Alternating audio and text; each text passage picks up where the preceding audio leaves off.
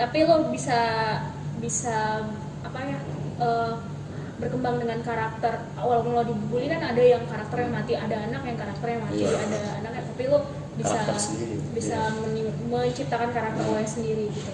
Tapi balik lagi ya, kalau misalnya ngomong-ngomong harga TK kan itu misalnya itu tuh bakalan ngelahirin anak-anak, misalnya kalau misalnya dia orang tuanya sanggup di sekolahin di TK yang mahal gitu kan, terus anak-anaknya juga pasti yang kaya-kaya atau apa.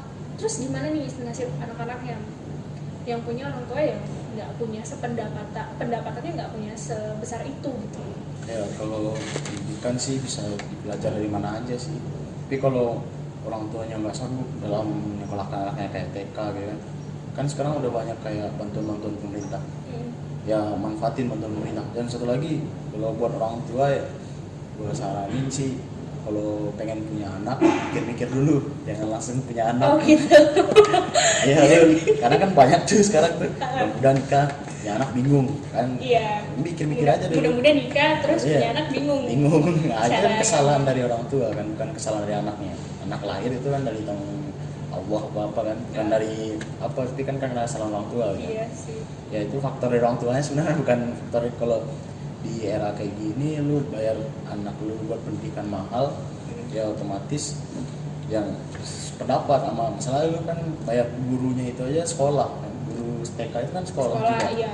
S1 otomatis dia nggak mau dong nerima. Ketika lu udah S1 tiba-tiba lu digaji murah pasti lu nggak mau kan. Iya harus dibayar mahal juga, karena kenapa, dengan ilmu yang lu keluarin sama hasilnya ntar kan. Iya, terus fasilitas juga dari TK-nya kan. Gue lihat sih dari, kan gue tinggal di daerah. Iya. Dulu di salah satu daerah di Sumatera Barat kan, TK di sana itu kayak murah tapi fasilitas anak-anaknya itu biasa aja. Tapi ketika di sini kan kadang gue lihat ada anak TK udah belajar komputer gitu kan. Di sana nggak ada komputer, kita masih berkata masih banyak mainnya doang. Di sini kan udah ada mulai pembelajaran, kan anak-anak belajar baca, terus pendekatannya lebih enak gitu kan, karena gurunya juga lebih pendidikannya lebih bagus. Terus mereka juga udah terlatih untuk mengucapkan kata-kata yang emang tidak boleh diucapkan.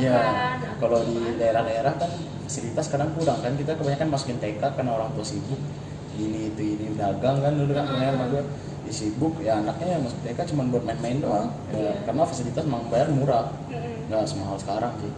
Tapi makin kesini kayak TK itu bisa membentuk karakter anak juga, kecerdasan anak, terus bisa bentuk mental dia, sosial dia gitu ya. Ya, sebenarnya kata sih kalau bayar gurunya mahal apa gitu, ya apresiasi aja sih, apresiasi pada guru kan, gurunya udah mengorbanin apa ilmu pendidikannya buat anaknya, ya udah apresiasinya lah dulu. Tapi lo takut nggak sih ntar kalau misalnya anak lo nggak bisa bersosialisasi dengan anak-anak yang TK-nya itu mahal gitu? Ya mana ya, ikuti apa aja sih, kalau orang tua mah mendidik anak itu ya harus nggak usah langsung punya anak didik asal-asalan, nggak bisa. Jadi harus pelajarin dulu kayak perkembangan zaman aja. Pasti kan setiap orang butuh namanya pendekatan dulu, pendekatan antara satu individu dengan individu lain kan. Ya butuh itu aja sih pendidikan buat anaknya. Kalau teman sama ini, teman sama itu, nggak usah terlalu banyak udah lu nggak usah boleh keluar gitu, anaknya dikekang kan. Gue udah banyak kan orang. Oh berarti lu lebih memilih untuk menjadi orang tua yang bersosial lah nih, anak lo untuk punya teman gitu. Dan jangan batasin penasaran anak-anak sebenarnya sih, karena anak-anak sekarang banyak penasaran.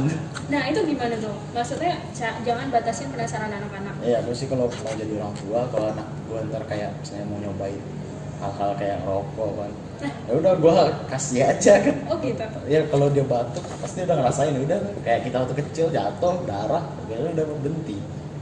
Karena kalau lu lebih ngarang pasti otomatis anak-anak itu makin penasaran.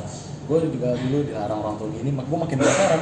Saya dulu dilarang pergi jauh-jauh pulang-pulang maghrib, gue malahan makin pulang-pulang maghrib kan. Ya gitu, jadi penasaran, faktor penasaran doang. Tapi ketika lu udah ngerasain gak enaknya udah. Tapi lo siap nggak sih dengan anak-anak yang serba instan sekarang tuh?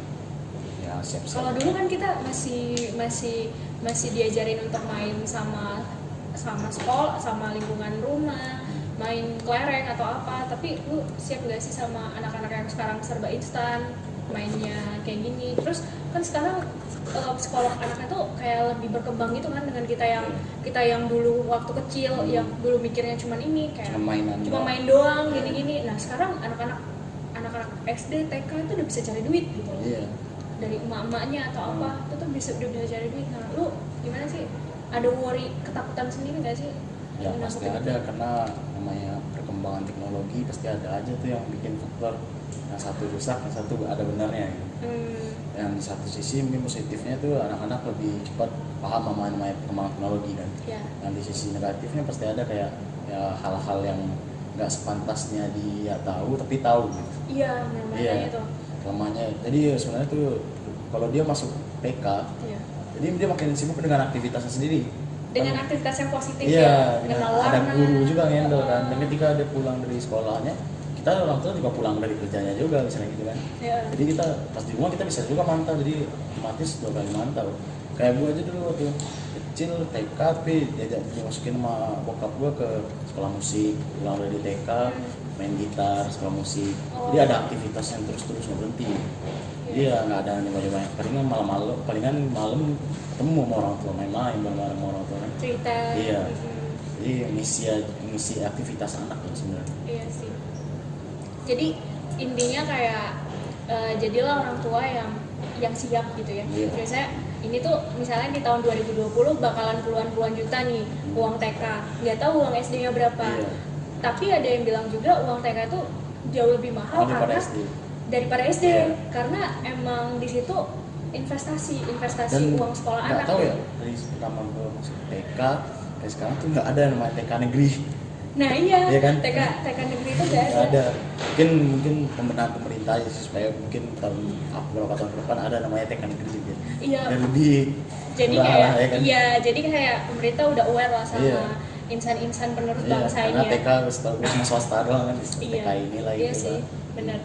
Terus ya pada intinya kita kayak mikir ya jadilah orang tua yang siap kan. Kak, siap untuk menafkahi, siap untuk mendidik anaknya, siap untuk memilih anaknya harus diarahkan seperti apa gitu.